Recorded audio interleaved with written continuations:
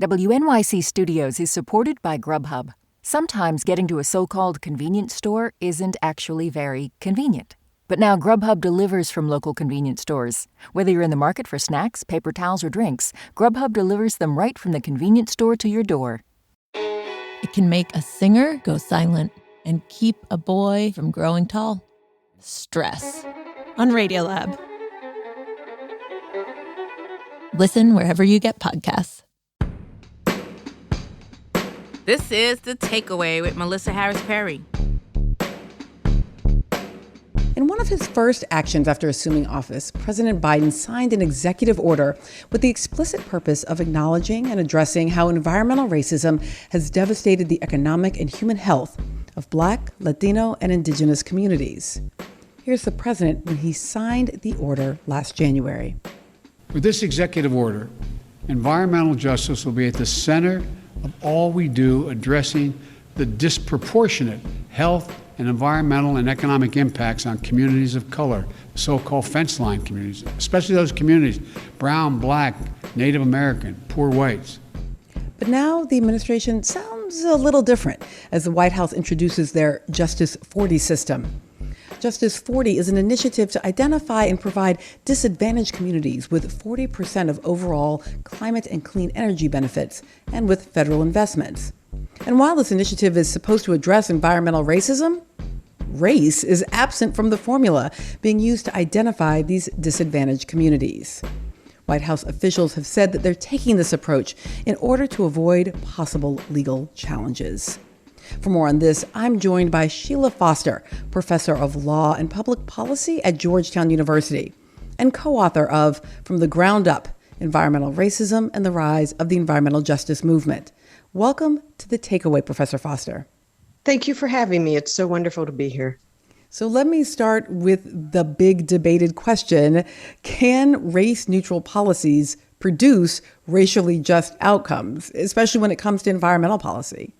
Well, that's a really good question. And I think we don't know the answer to that question.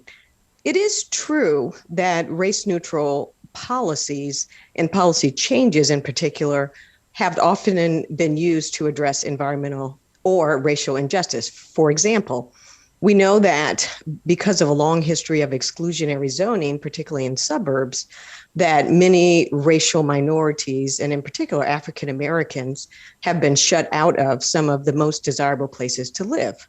So we see right now that some local governments and even states are trying to do away with single-family zoning. So that's an example of a race-neutral policy that is trying to get at a long history of racial injustice. One problem in the environmental justice context, however, is that so many instances of race discrimination in the past, be that redlining or housing discrimination or urban renewal policy where we put highways that resulted in segregated communities, that there's a complex interaction of those race-specific policies that have created these communities that are incredibly vulnerable to the placement of hazards, or where children, for instance, are overexposed to lead in the homes because of substandard housing. So it's very difficult sometimes to get at the long and complex history of those policies that have interacted over a long period of time with a race-neutral solution.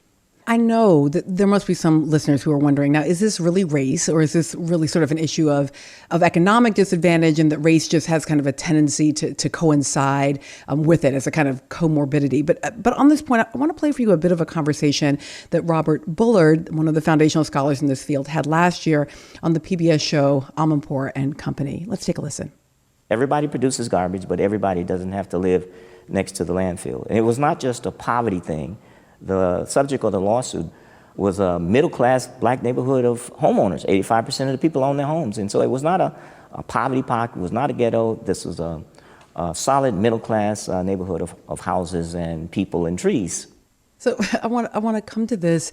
Professor Foster, does your research reinforce Professor Bullard's contention here that race is the primary driver of these troubling land uses?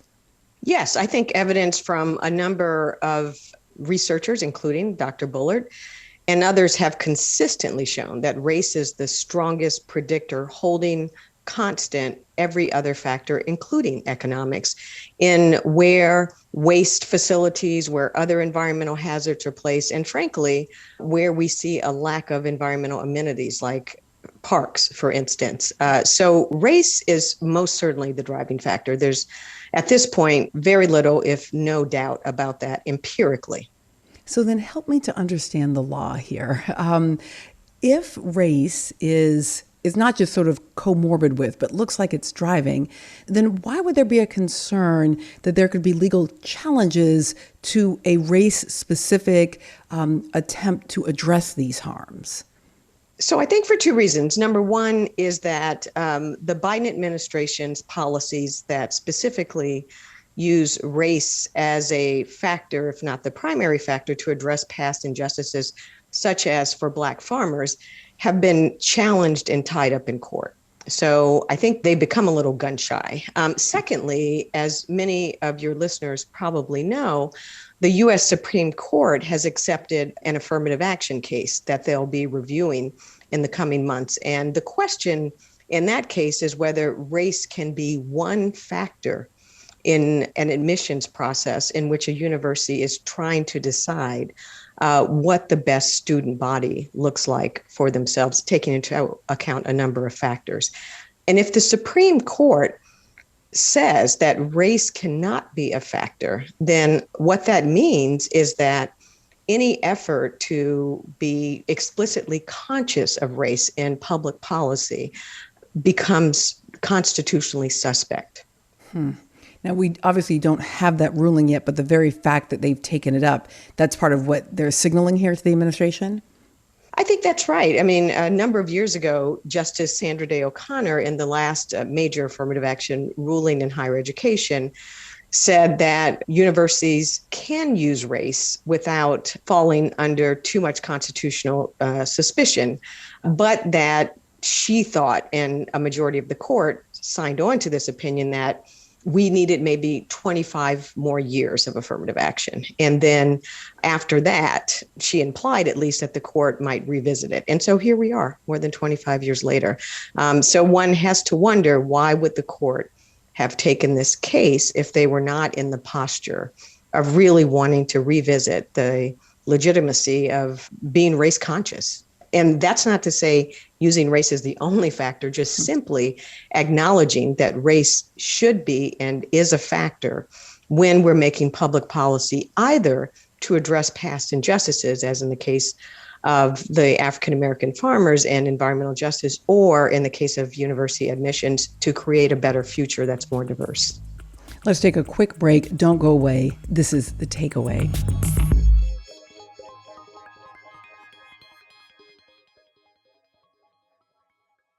WNYC Studios is supported by Bard College's #1 ranked MBA in Sustainability program. The Bard MBA educates future business and nonprofit leaders to innovate solutions to critical social, environmental, and economic challenges to create a more just, sustainable future. The Bard MBA is a hybrid program designed to accommodate working professionals. Applications due May 1st for fall enrollment. gps.bard.edu. The Takeaway is supported by Audible. Listen to the Book of Baraka, an innovative and groundbreaking new Audible original co-authored by acclaimed writer Jelani Cobb, a staff writer at The New Yorker. Hear how Baraka, the mayor of Newark, New Jersey, grew from spoken word artist to school principal to successful politician, mixing prose and poetry, musical interludes, and powerful soliloquies. Ross vividly captures a tumultuous period of political and social struggle and ultimately boundless hope and renewal. Visit audible.com/The Book of Baraka. Listen now. Here's another podcast you may enjoy: This Day in Esoteric Political History, part of the Radiotopia Network from PRX. Look, we are living in what can feel like unprecedented times, which is why a lot of us are turning to history for clues or just a good story. 3 times a week, the This Day crew, that's me, Jody Avirgan, and historians Kelly Jackson and Nicole Hemmer, pick a moment, famous, forgotten, epic, and weird, and talk about what it all means. It's also short, and it's also fun. Listen to This Day in Esoteric Political History wherever you get your podcasts. You're back with The Takeaway. I'm Melissa Harris Perry, and we're talking about the Biden administration's decision to pursue a discursively race-less approach to addressing environmental racism. Still with us is Sheila Foster, professor of law and public policy at Georgetown University. So, Professor Foster, you've name-checked the Black Farmers piece a few times. I just want to point out to folks on Monday, the New York Times did publish a piece addressing this story. We've been following it pretty closely here at The Takeaway, and it is about white farmers continuing to stall the promised relief for Black farmers because Black farmers had been experiencing years of discrimination at the hands of the USDA. Do you see the Biden administration, therefore, sort of in this environmental justice framework, just trying to say, all right, let's forestall a similar fate for our Justice40 initiatives? I mean, I don't know that explicitly, but I think that in some of the news releases, it seems to me that that's one of the factors that seems to be in the background of this decision. And the other thing I would say is that they're using this screening tool, which is called the Climate and Economic Justice Screening Tool, which is a tool that's been used by many states and also the EPA to try to identify environmentally vulnerable communities. And it's a multi-factor tool. There's something very similar used in the climate context. It's called the Social Vulnerability Index. And that tool tries to use a number of indicators such as class, race, access to a car, for instance, the quality of housing, access to healthcare, to identify the communities that are most apt to experience either climate impacts in some cases or that have already been overburdened with environmental hazards and toxins. So this is a well-utilized tool. The difference here is that the administration has removed race as an indicator in this tool, and they're hoping, because of the ways that race does intersect with other factors, they're hoping to be able to identify these communities using these other, let's call them intersectional factors, without the use of race to avoid problems down the road and the kind of problems, legal challenges that they're facing with Black farmers.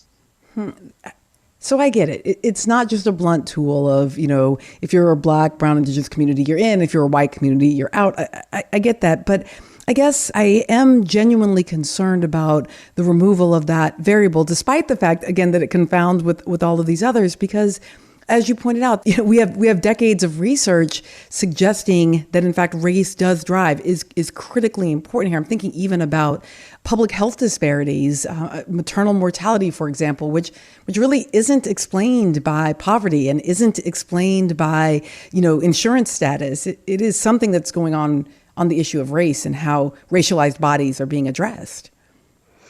Yes, I agree with you. It's really disturbing. I mean, we've seen this in, for instance, COVID, right? Not only were Black and brown communities more exposed and or more apt to become sick and to become hospitalized, but there was a study that showed a very high correlation between those communities and poor air pollution, which made them more vulnerable to COVID. So this has compound effects when you don't consider the ways that these communities have been rendered vulnerable by race-specific actions in the past. And the same with Flint, Michigan, in the Flint water crisis with lead in the pipes. I mean, that was not just an economic issue. There was a clear, reckless disregard of that community. Sheila Foster is a professor of law and public policy at Georgetown University. Professor Foster, thank you for being here. It's been my pleasure. Thank you for having me.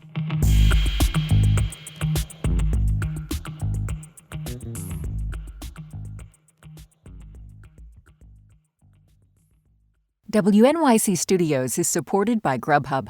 Sometimes getting to a so-called convenience store isn't actually very convenient. But now Grubhub delivers from local convenience stores. Whether you're in the market for snacks, paper towels, or drinks, Grubhub delivers them right from the convenience store to your door. It's delivery, it's convenience, it's deliverience. Or just call it Grubhub.